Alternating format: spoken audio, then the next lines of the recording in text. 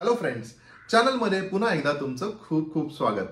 चॅनलला जर का सबस्क्राईब केलं नसेल तर लगेच करा, म्हणजे माझे नवनवीन रिव्ह्यूज तुमच्यापर्यंत पोहोचत राहतील. आणि हो, बेल आयकॉनवर पण क्लिक करा, म्हणजे तुम्हाला नोटिफिकेशन्स देखील मिळत राहतील. आज मी बोलणार आहे दोन मल्याळम मूव्हीज बद्दल, ज्या बघितल्यानंतर मला अतिशय खूप इंटरेस्टिंग वाटलं ह्या दोन्ही फिल्म्स. आणि जर का तुम्हालाही अशा थ्रिलर किंवा मर्डर मिस्ट्रीज आवडत असतील बघायला, तर ह्या फिल्मचा रिव्ह्यू नक्की नक्की बघा. आणि जर का तुमचा इंटरेस्ट एरिया असेल तर ह्या दोन्ही फिल्म तुम्ही नक्की पहा. चला तर मग सुरू करूया.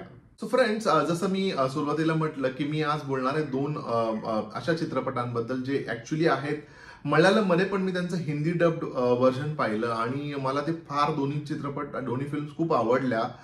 एकतर मर्डर मिस्ट्रीज आहेत दोन्हीही. आणि इंटरेस्टिंग फॅक्ट म्हणजे मल्याळम मध्ये अनेक चित्रपट असे बनत असताना एक तर त्यांना ती ट्रिक माहितीये की ऑडियन्सला कसं शेवटच्या क्षणापर्यंत अडकवून ठेवायचं आणि ऑडियन्सला कसं त्या फिल्मचा भाग करून घ्यायचा आणि त्यांनाही विचार करायला लावायचं.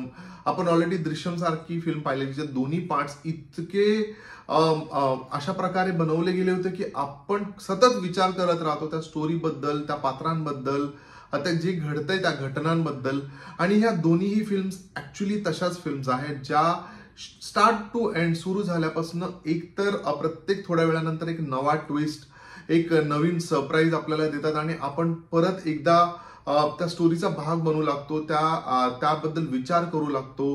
ह्या फिल्ममध्ये जे आर्टिस्ट परफॉर्म करतात, एक तर ते खूप नॅचरली परफॉर्म करतात असं मला वाटतं हे त्यांना एक ब्लेसिंग असावं की मल्याळम म्हणजे कुठलाही असा चित्रपट तुम्ही पहा ज्यातले आर्टिस्ट आहेत ना, ते अतिशय सीमलेस परफॉर्म करतात, फ्लॉलेस परफॉर्म करतात. आणि ह्या दोन्ही फिल्ममध्ये आपल्याला आर्टिस्ट इतक्या नॅचरली परफॉर्म करताना दिसतात. एकतर स्टोरी ही जी लिहिली, म्हणजे दोन्ही फिल्मच्या ज्या स्टोरीज आहेत ना, त्या शेवटपर्यंत आपल्याला पत्ता लागू देत नाहीत की काय नक्की झालं असेल किंवा कोणी केलं असेल.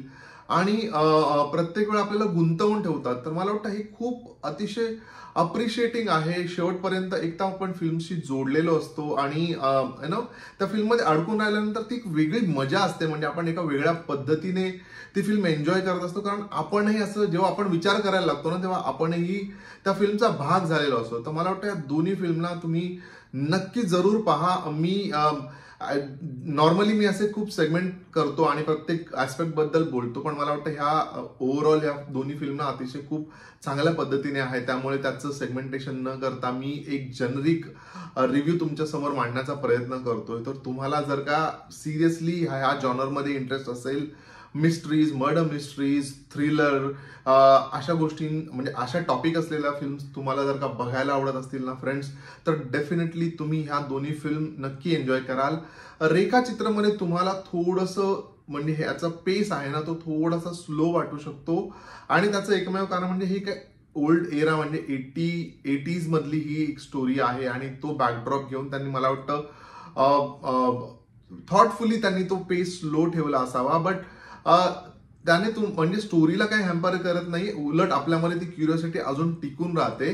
बट हा एकच मला थोडासा निगेटिव्ह असा पॉईंट वाटला की ज्याच्यामध्ये थोडंसं स्लो पेस केलं गेलंय. But at the end of it is all worth it. म्हणजे जेव्हा आपल्याला जे सरप्राईजेस मिळतात ना, त्याने असं आपल्याला वाटतं की अरे, म्हणजे आपण जो विचार करत होतो तसंच झालंय का, नाही झालंय का, अशा प्रत्येक गोष्ट अनेक विचार आपल्या मनात येत असतात. त्यामुळे मला वाटतं एवढं एंगेज करून ठेवणं ऑडियन्सला हेही सोपं नाहीये. आणि अशा प्रकारच्या फिल्म करणं हे मला वाटतं मल्याळम इंडस्ट्रीला जमलेलं आहे असं म्हणायला आपल्याला हरकत नाही. कारण अनेक चित्रपट ते असे घेऊन येत असतात ज्यात आपण अडकतो, आपण त्या स्टोरीचा भाग होतो. आणि म्हणूनच जर का तुम्हाला हा जॉनर आवडत असेल तर डेफिनेटली जाऊन ह्या दोन्ही फिल्म्स तुम्ही पहा. ह्या OTT प्लॅटफॉर्म्सवर अवेलेबल आहेत. मला ह्या खूप आवडल्यात आणि मी दोन्ही फिल्म्सना देईन 3 स्टार्स. सो फ्रेंड्स, हा होता माझा म्हणजे रवीचा view on both the films Sookshmadarshini आणि रेखाचित्रम. तुम्ही जर का ह्या फिल्म्स पाहिल्या असतील तर तुमच्या प्रतिक्रिया मला कमेंट करून नक्की कळवा. हा व्हिडिओ कसा वाटला हेही मला कळवा. जास्तीत जास्त लोकांबरोबर हा व्हिडिओ शेअर करा आणि आपल्या चॅनलला सबस्क्राईब करा. आपण भेटूया लवकरच. तोपर्यंत स्टे ट्यून्ड.